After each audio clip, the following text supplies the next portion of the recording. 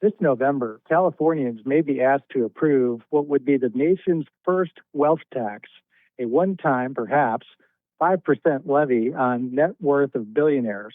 It is presented as a simple matter of fairness, but as with so many political proposals, what is simple in rhetoric becomes very complicated in reality many times. Even before the measure had passed, some of the very people it targets has done what millions of other Californians have already done. They have exited California for a lower tax state with more economic opportunity. Their departure alone could erase a significant amount of the total revenue proponents originally projected from the wealth tax. Politicians often speak as if wealth exists in a vacuum, static and waiting to be tapped.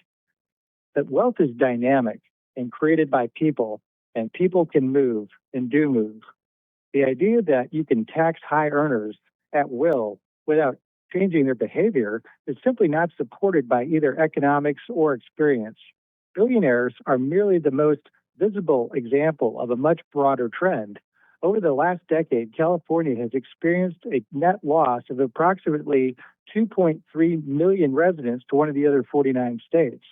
That exodus is not confined to the ultra wealthy. Middle class families, retirees, and small business owners have all been voting with their feet, as we like to say, away from California. The Golden State has natural advantages that most states can only envy: a temperate climate, a vast coastline of incredible beaches, world renowned industries in entertainment and technology, and cultural influence that spans the globe. Yet, despite many of these long term advantages, California policymakers have managed to create a policy environment so burdensome that millions have concluded they are better off elsewhere. The state levy is the second highest income tax rate on high earners in the country, behind only Oregon. These rates are justified by proponents as necessary to support public services. But while many states have reduced personal income tax rates in the years following the pandemic, California has moved in the opposite direction. Meanwhile, the leading destination for departing Californians has been Texas. The contrast is stark.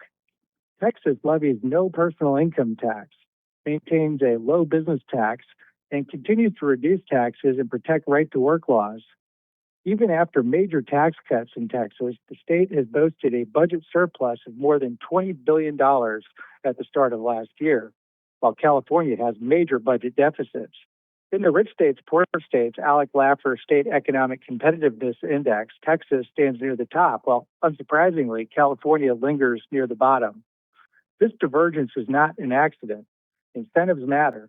States that penalize productivity and investment should not be surprised when both decline within their borders.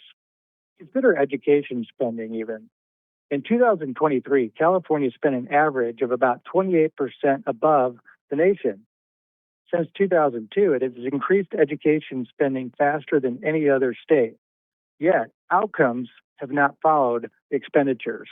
In 2024, only 28% of eighth graders in California were proficient in reading and only 25% in math, both shockingly below national averages despite the high levels of spending growth.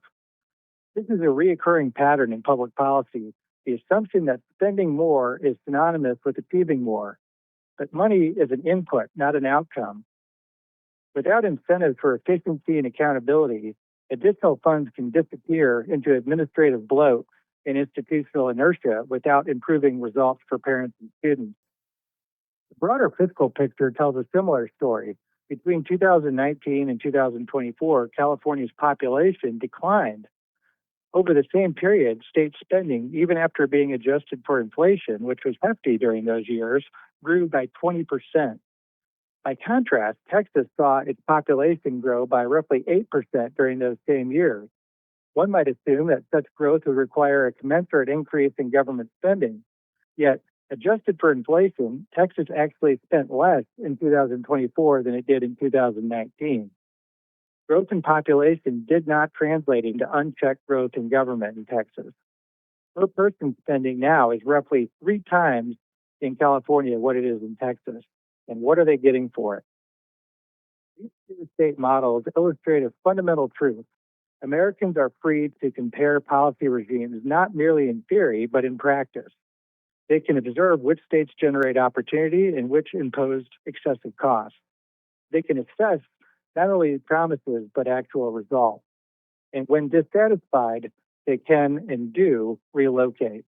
A wealth tax in California may satisfy a desire to, quote unquote, do something about inequality, but it does nothing to address the deeper structural issues driving residents away.